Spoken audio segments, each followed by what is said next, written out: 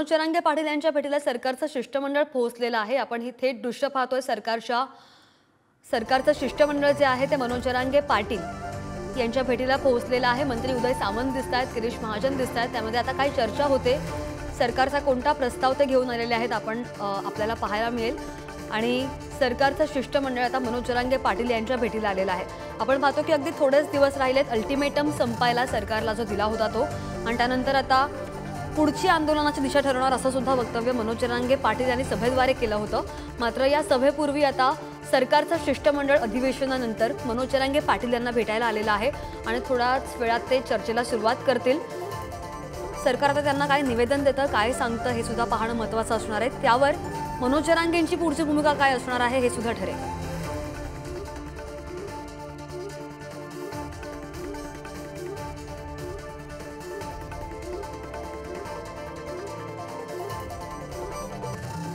हे थेट दृश्य आपण पाहतोय आता लाईव्ह। सरकारचं शिष्टमंडळ जे आहे ते जरांगेंच्या भेटीला गेलेलं आहे। जालन्यामधून अंतरवाली सराटीमधली आपण ही थेट दृश्य पाहतोय। मंत्री गिरीश महाजन आहेत, उदय सामंत आहेत, पोलीस सुद्धा तिथे उपस्थित आहेत आणि ते आता मनोज जरांगे पाटील यांच्याशी चर्चा करताना आपण पाहतो।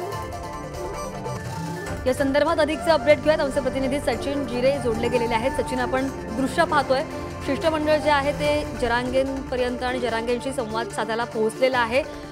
काय चर्चेची अपेक्षा आहे?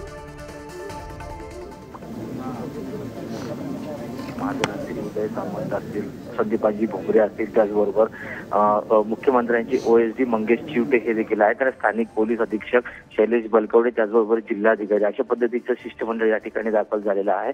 हे शिष्टमंडळ सध्या मनोज जरांगे पाटील यांच्याशी चर्चा करताना आपल्याला पाहायला मिळतं। या चर्चेमध्ये प्रामुख्याने ही चर्चा होणार आहे। थोड्या वेळापूर्वीच मनोज जरांगे पाटील यांनी पुढारी न्यूजमध्ये स्पष्ट केलं होतं की मी या संदर्भात चर्चा करणार आहे की जे मुख्यमंत्र्यांच्या संभाषणामध्ये 2 शब्द आलेले नाही, ते 2 शब्द यामध्ये ऍड करण्यात आले। त्या 2 शब्द जे आहे मी त्यांना सांगणार आहे आणि हे 2 शब्द यामध्ये ऍड केले तर मराठा आरक्षणाचा प्रश्न निकाली लागू शकतो, अशा पद्धतीचं त्यांनी सांगितलं। त्यामुळे आता त्याच विषयावरती प्रामुख्याने ही चर्चा होणार आहे।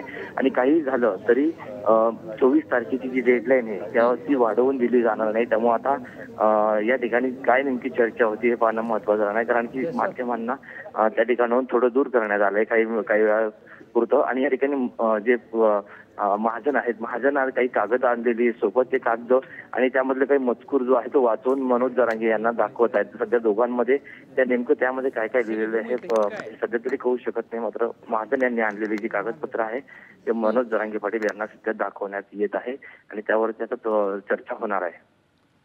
अच्छा, नक्कीच। आता आपण ही दृश्य पाहतोय, थेट सरकारचं शिष्टमंडळ जरांगेंच्या भेटीला गेलेलं आहे आणि गिरीश महाजन काही कागदपत्र मनोज जरांगे पाटील यांना दाखवतात आणि त्यांच्यामध्ये आता सध्या चर्चा सुरू आहे।